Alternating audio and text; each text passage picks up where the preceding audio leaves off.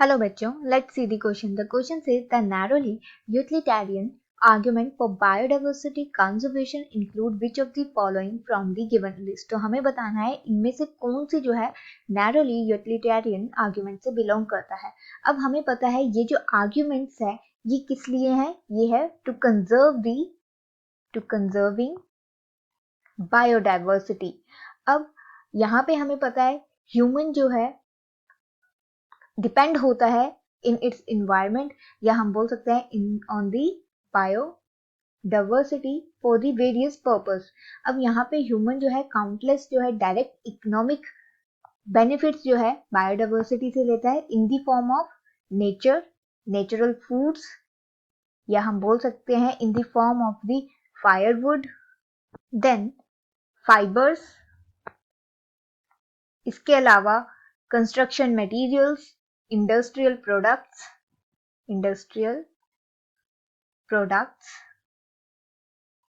and products for the medicinal uses जो है directly ये कहाँ से लेता है? Directly from the biodiversity. और अगर हम बात करें यहाँ पे प्रोडक्ट्स में, मेडिसिन में, तो अबाउट 25% ऑफ द ड्रग्स जो होते हैं वो डायरेक्टली सोल्ड किए जाते हैं मार्केट में, जो कि डायरेक्टली डिराइव किए जाते हैं मेडिसिनल प्लांट से. और ये प्लांट्स अबाउट 25,000 प्लांट्स की स्पीशीज है जो कि डायरेक्टली फायदा देती है ह्यूमन को थ्रू मेडिसिनल वैल्यूज. उसके बाद अगर हम ऑप्शंस पे आए यहाँ पे तो सबसे पहले दिया गया है industrial products like dyes and lubricants. तो ये हमारा ऑप्शन करेक्ट है. हमने देखा इस आर्ग्यूमेंट में, नैरोली यूटिलिटेरियन आर्ग्यूमेंट में कंजर्वेशन करने के लिए बायोडाइवर्सिटी की कंजर्वेशन करनी हो, क्योंकि बायोडाइवर्सिटी जो है वो हमें डायरेक्ट ये सब प्रोडक्ट्स जो है प्रोवाइड करती है. तो इन प्रोडक्ट्स में हमने देखा इंडस्ट्रियल प्रोडक्ट्स भी है. अब इंडस्ट्रियल प्रोडक्ट्स लाइक ल्यूब्रिकेंट्स हो सकते हैं, डाइज हो सकती हैं, तो ये स्टेटमेंट हमारी करेक्ट हुई.